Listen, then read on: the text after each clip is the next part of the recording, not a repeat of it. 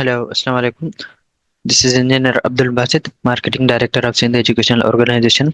First of all, I welcome you all in today's online session. So today our topic is how to write a personal statement for NOB LUMS scholarship, and today we have our esteemed guest speaker, Mr. Manish Kumar. He is studying at LUMS in political science, and he is also an NOP scholar. So he will be further guiding us about how to write SOP for LUMS NOP scholarship program. So without any further delay, over to you, sir. Thank you so much, Basit. जी sir. Perfect, thank you. So सबसे पहले उम्मीद है कि आप सब लोग ठीक होंगे। Firstly I would like to apologise कि एक तो आधे घंटे का डिले हो गया था। There was some work commitment जो कि लास्ट मिनट पे थी, तो कुछ हो नहीं सकता था उसका। It's so okay. खैर, let me introduce myself. I'm Munesh Kumar. I'm a junior, that means third year at LUMS. I've been doing political science. With that, specifically to the LUMS, I have experience of being volunteer at the LUMS summer coaching session in 2023.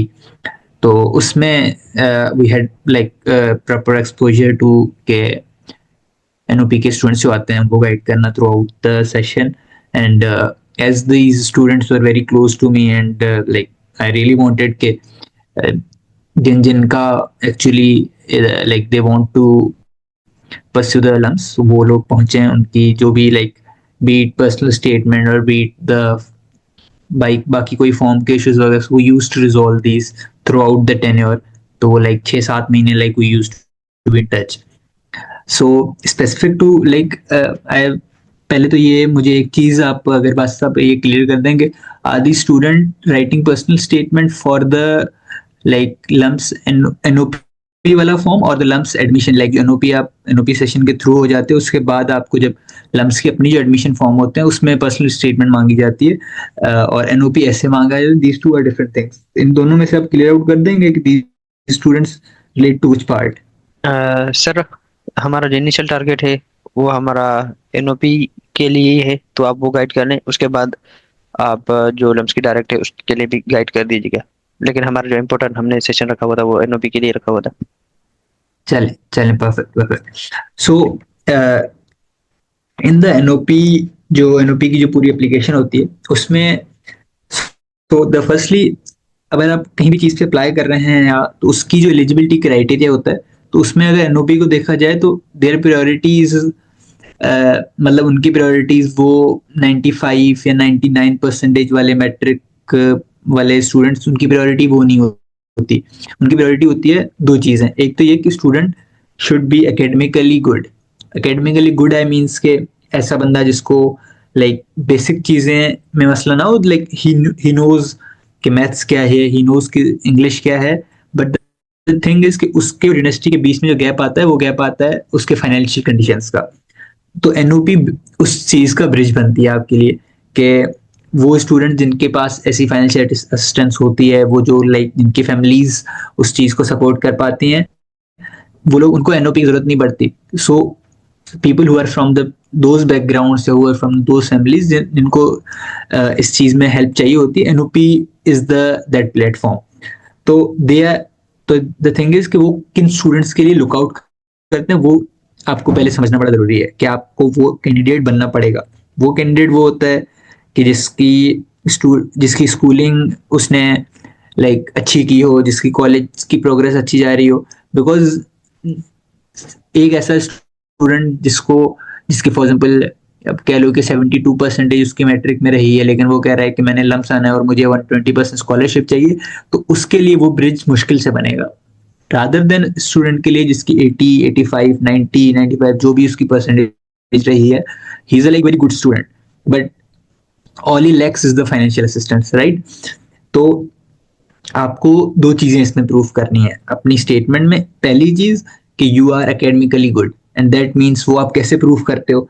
Through different channels. एक तो firstly आप अपने जो भी academical grades हैं, जैसे कि भी मतलब आप स्टार्ट कर लें उस चीज से, अपने मैट्रिक की परसेंटेज से, राइट? मैट्रिक की परसेंटेज आपकी बताती है कि आप एकेडमिकली आपकी स्टैंडिंग क्या है, क्या आप बहुत ही हाई लाइक आउटस्टैंडिंग है, या तो आप like you are like good enough, good, fair या जो भी वो आपकी स्टैंडिंग उस परसेंटेज से वो लोग डिसाइड करते हैं. सेकेंडली कम्स कि आपकी वो activities that are academical but that not exactly reflect your academical standing. जैसे कि आप बात कर लें अपनी एक्स्ट्रा करिकुलर एक्टिविटीज की, फॉर एग्जांपल कि आपने डिबेटिंग की हुई है, आपने आपकी उसमें प्राइसेस हैं, या आपकी बाकी कोई भी extra curricular activity like sports हो गई है, उसके अलावा साइंस फेस्टिवल्स में आपने कुछ किया हुआ है, आपने अपनी स्कूल की लेवल तक आपने कोई चीज़ ऑर्गेनाइज की है, आपने किस चीज़ में अपना इनपुट डाला है. द थिंग इज कि आप एक चीज को एग्जीक्यूट कैसे करते हैं. फॉर एग्जाम्पल मुझे एक अपना दोस्त याद है, तो उसने क्या किया था कि उसके लिए एक दो चीजें थी कि लाइक उसने एक लाइक वॉलंटियरशिप थी उसकी, राइट.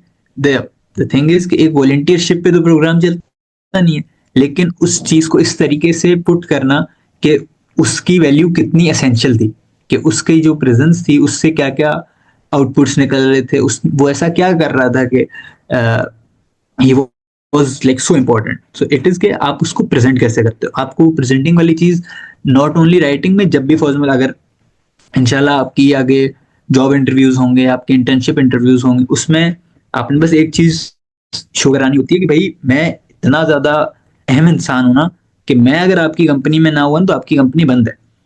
तो ये आपकी लेवल डिसाइड होती है थ्रू द थिंग इज के एनओपी के इंटरव्यूज नहीं होते. इंटरव्यूज जहां नहीं होते वहां आपको अपनी एसेज में अपने लाइक यहाँ पे ऐसे होते हैं, आगे जाके आपके लिए वो कवर लेटर्स बन जाते हैं जिसमें यू शो कि जब बंदा सामने नहीं है फिर भी वो बंदा बोल रहा है, वो बंदा अपने उन एसेज के थ्रू बोल रहा है. So now let's come to exactly कि आपने लिखना क्या है. द थिंग इज कि उसकी जो वर्ड लेंथ होती है उसमें आपने चीजें फिट करनी होंगी.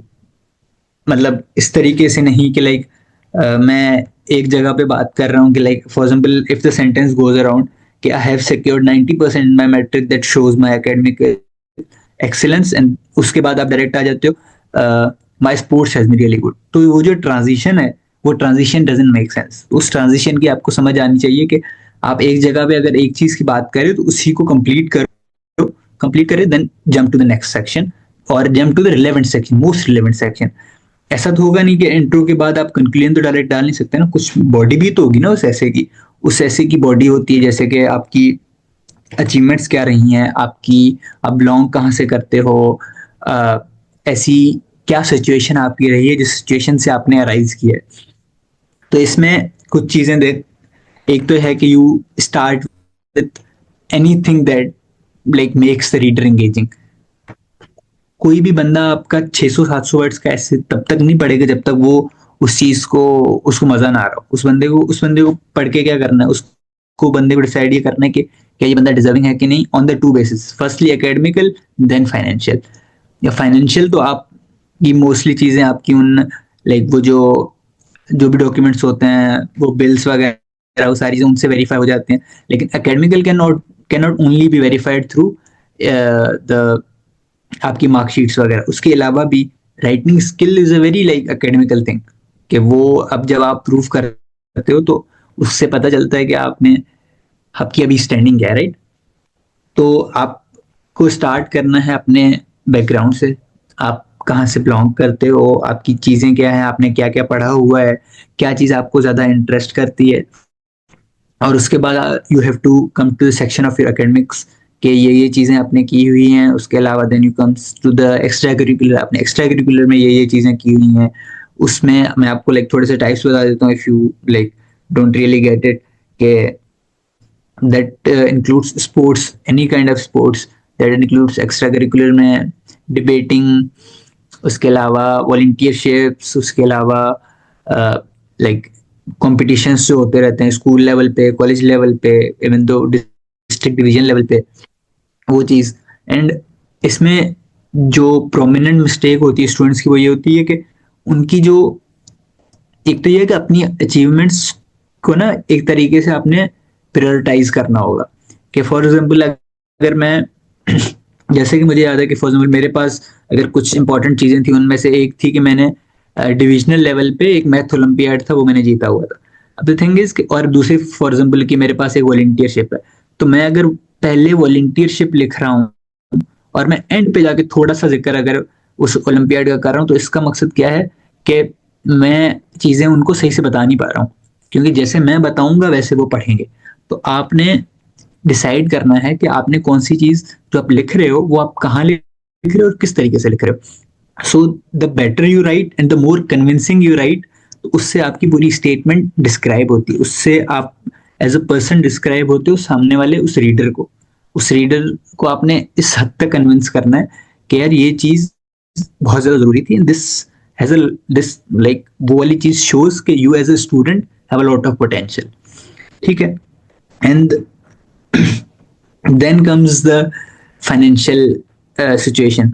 अब फाइनेंशियल सिचुएशन एक तो इस तरीके से डिस्क्राइब हो रही होगी लाइक इन द अनसेड चीजें, जैसे कि अपनी जब स्कूलिंग बताओगे, अब उस स्कूल के नाम से अब क्या वो स्कूल लाइक कोई एलीट स्कूल तो होगा नहीं, वो स्कूल या तो लो फी प्राइवेट स्कूल होगा जिसकी फी कोई 700 800 1000 1500 रुपए होगी महीने की, या तो आप गवर्नमेंट स्कूल से पढ़े होगे। तो ये वाली चीजें भी are describing where do you financially stand.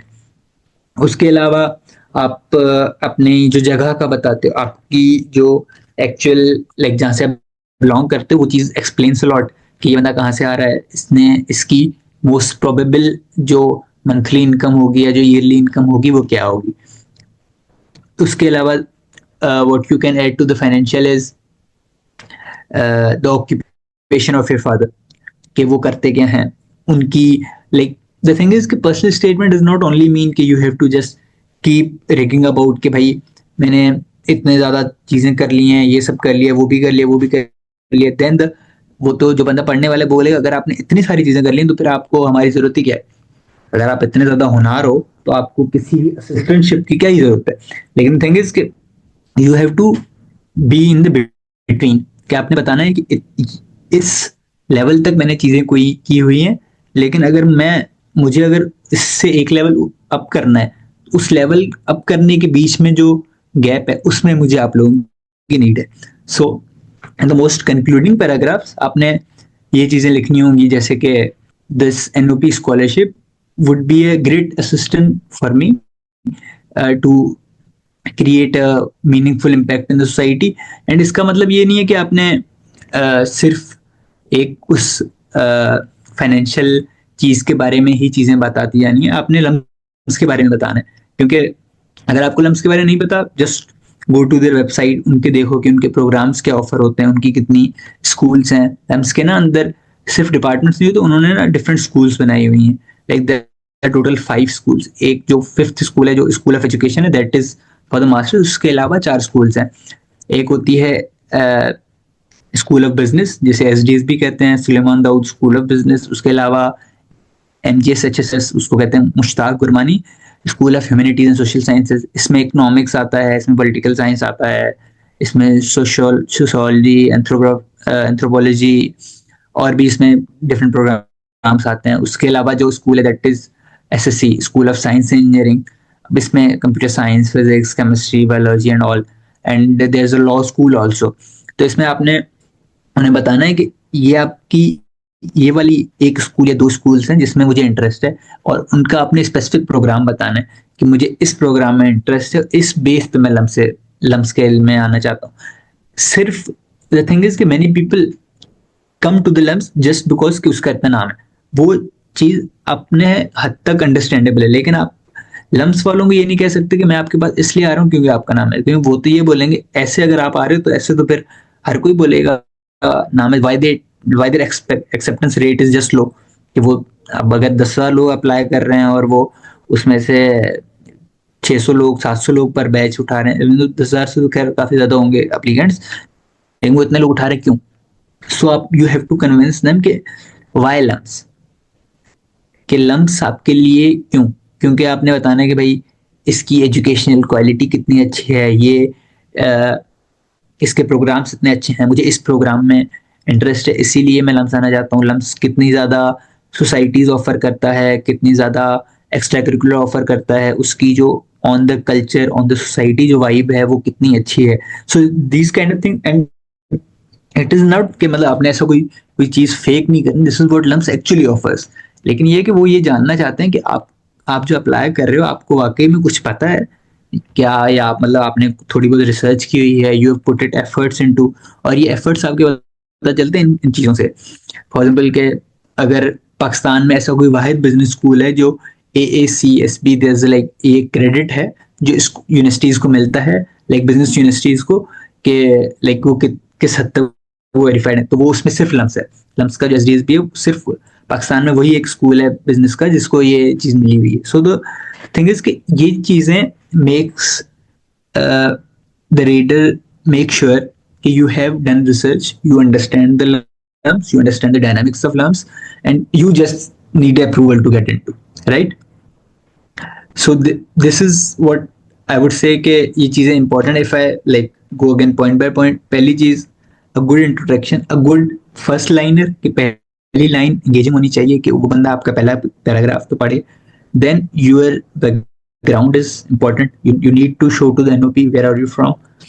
उसके अलावा your academics, your extracurricular, and why lumps, why and which program exactly, and इन सब चीज़ों में you are like directly और indirectly expressing एक तो दो चीज़ें कि lumps क्यों और दूसरा कि आप क्यों। ये दो चीज़ें हैं that what shapes the personal statement. अगर ये दो questions आपको लग रहा है ना कि आंसर हो रहे हैं, then your personal statement is just perfect.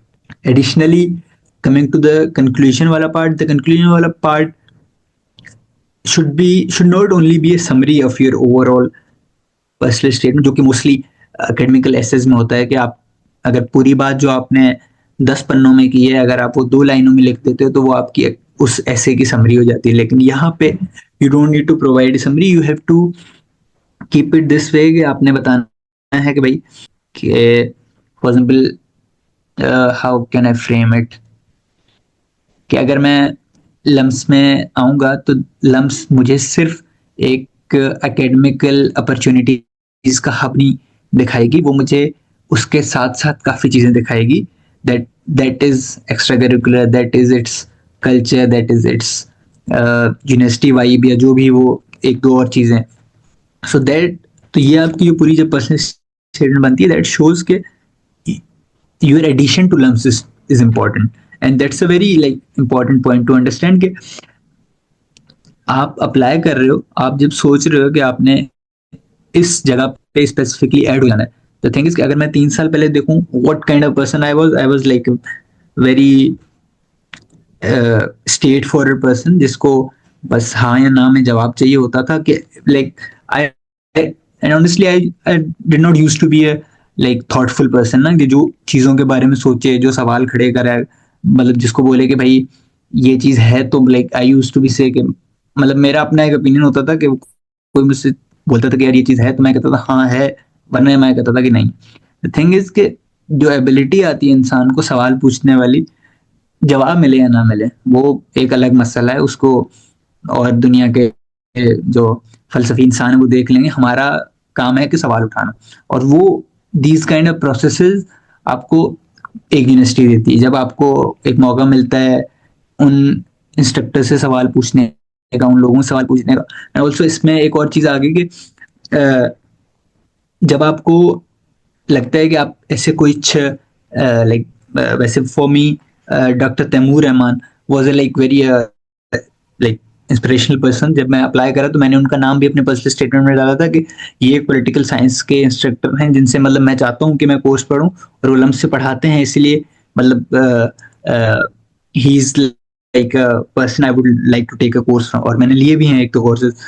तो ये वो आपकी चीज़ें एक कुछ पॉइंट्स और लिंकेज बनते हैं जो दो चीज़ें शो करते हैं, एक तो आपका इंटरेस्ट और दूसरा आपका एफर्ट्स इन तरीके से कि मुझे तो पता था कि तैमूर रहमान एग्जिस्ट करते हैं, लेकिन ये है कि वो लम्स से पढ़ाते हैं कि नहीं पढ़ाते, वो फैकल्टी हैं कि नहीं है, क्या वो अभी पढ़ा रहे हैं कि नहीं पढ़ा रहे।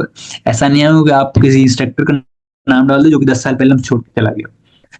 So these were the like most I would say the important points for me for writing a NOP statement. And if I shortly tell you about the LUMS personal statement, it is kind of same, लेकिन उसमें दो चीज़ों में specific वो questions करते हैं। उसके parts भी अलग अलग होते हैं। एक पार्ट होता है कि शो अस जिस प्रोग्राम में अप्लाई कर रहे हो उस प्रोग्राम में आप क्यों अप्लाई कर रहे हो, और उसमें it is completely program based.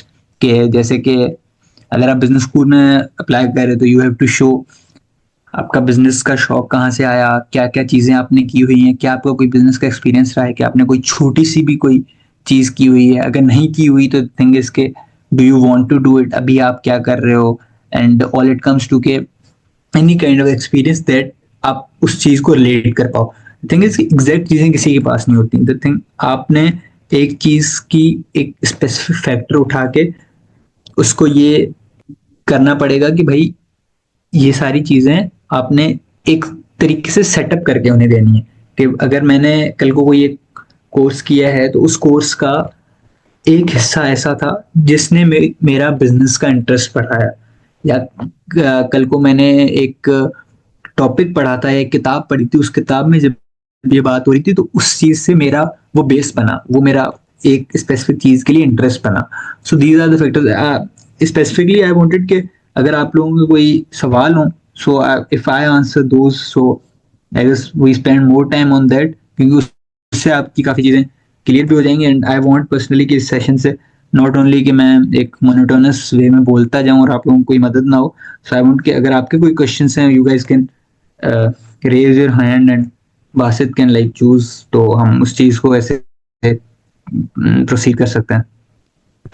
Okay sir, hopefully आपकी एक्सप्लेनेशन पूरी हो गई तो फिर क्वेश्चन हम ले लें, राइट? हाँ हाँ, श्योर श्योर।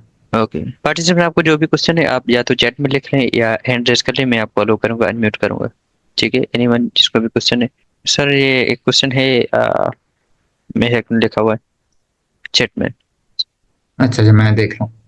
अच्छा, ये जो मैं आपका सवाल है, असल में अगर आप एनओपी फॉर्म के हवाले से बात कर रही हैं तो वो आप जब आप फॉर्म खोलेंगे तो उस फॉर्म में एक स्पेसिफिक ऐसे का पार्ट होगा। तो उस ऐसे में आपने ये देखना होगा कि ये पूरा ऐसे आपने वहां पे लिखना होगा। हाँ, लेकिन थिंग इज के ऐसे ना काफी एक पर्सनल लेवल पे होते हैं। हर किसी का राइटिंग स्टाइल डिफरेंट होता है, हर किसी की वो चीजें मेंशन करने वाली डिफरेंट होती हैं। दूसरी चीज के as a first year like student वो आपसे इतना एक्सपेक्ट नहीं करते। लाइक आप कॉलेज के स्टूडेंट हो ऑब्वियसली, तो आपसे वो इतना एक्सपेक्ट नहीं करते कि आप कोई बिल्कुल ही लाइक यू, अगर आप ग्रामर करो तो उसकी 10 आउट ऑफ 10 हो, या उसका स्ट्रक्चर करो तो 10 आउट ऑफ 10 हो। ऐसी इंग्लिश और ऐसी structure they don't expect. What they expect is के आप थोड़ी सी एफर्ट्स पुट करो, and in the shape of efforts आपने उसका जितना हो सके आपसे आपने उसकी ग्रामर ठीक करनी है, जितना हो सके आपने उसको अपने हवाले से उस स्टेटमेंट को पर्सनल बनाना है, उस स्टेटमेंट को पर्सनल लाइक अपनी एक्सपीरियंसेस से, अपने इंटरेस्ट से, अपने एक्टिविटीज से, उन सब चीज़ों को आपने शेप करना होता है। And this is like specific NOP ऐसे जो उस फॉर्म में आता है। अच्छा अब्दुल्ला, जो समर कोचिंग सेशन है उसके उसमें एलकेट नहीं होता। एलकेट का जो फुल फॉर्म है वो लम्स कॉमन एडमिशन टेस्ट है।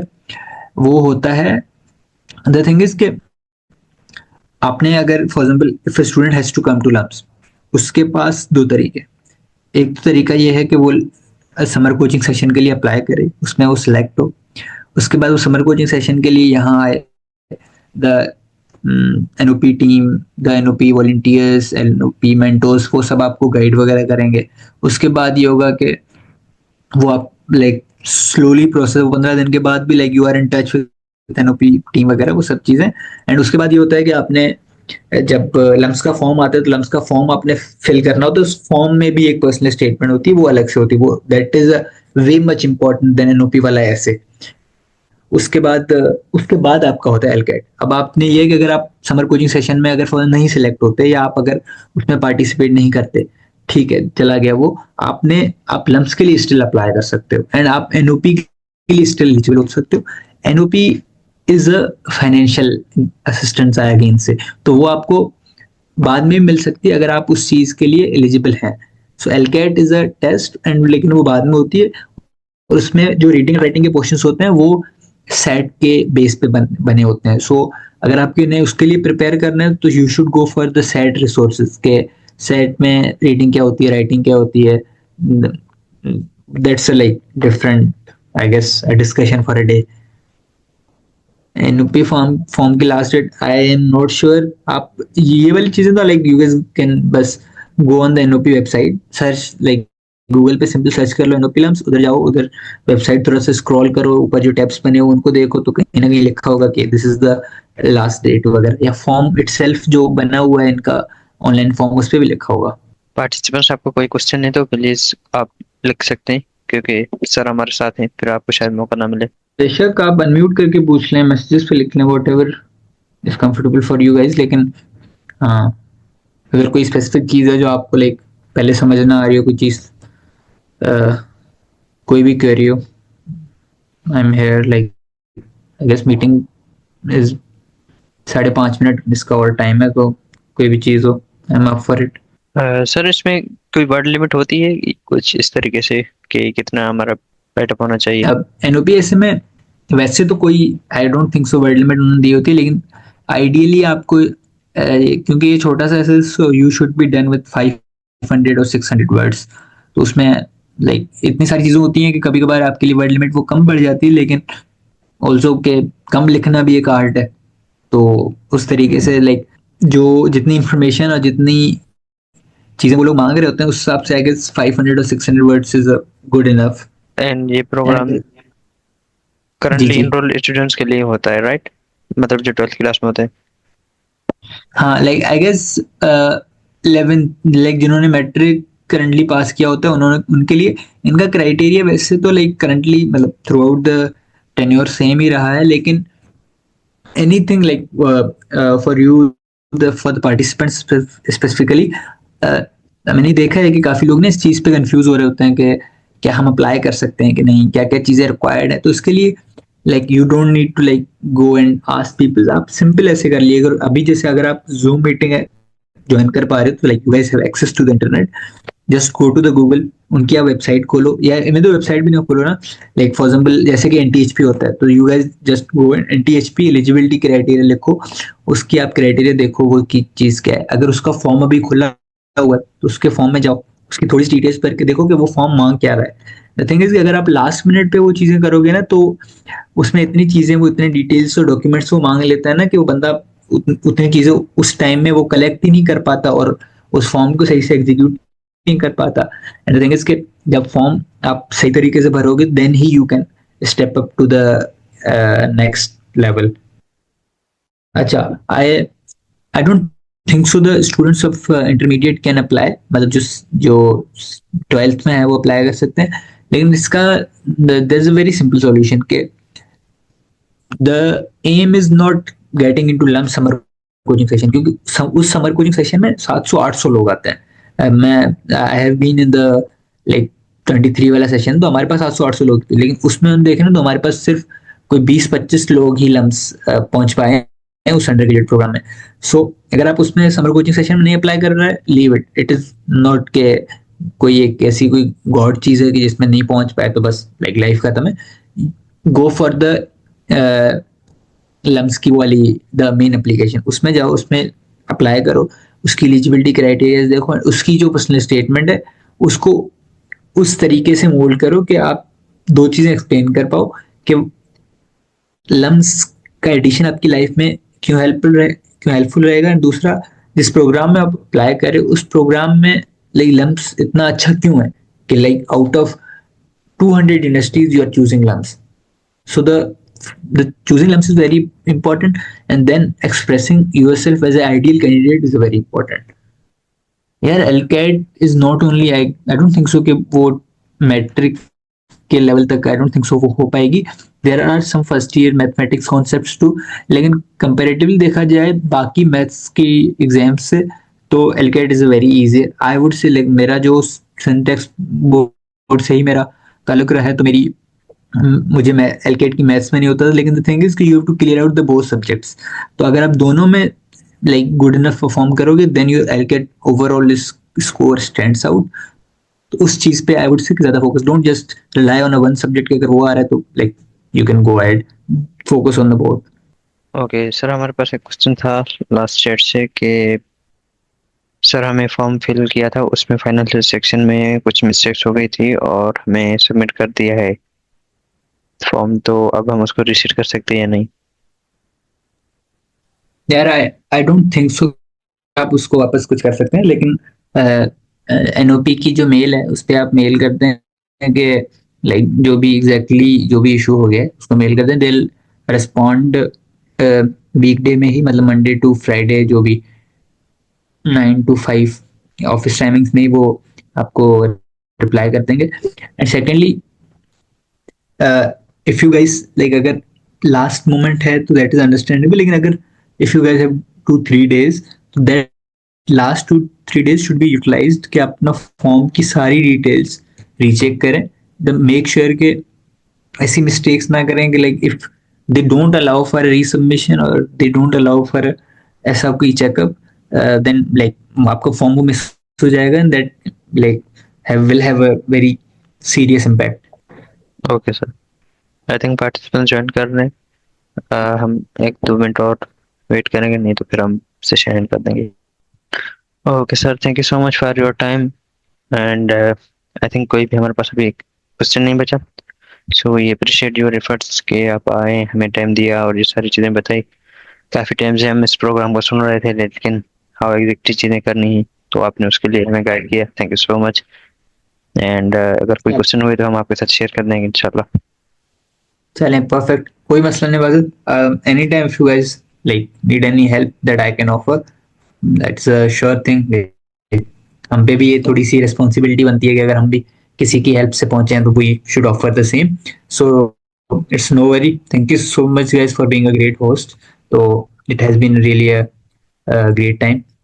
Abdullah is saying you should come again for sure. Abdullah, जब भी आप बोलेंगे हम आ जाएंगे, कोई मसला नहीं है. Okay sir, thank you. अल्लाह हाफिज़. Thank you participant. इंशाल्लाह फिर किसी और सेशन में मिलते हैं. Bye bye.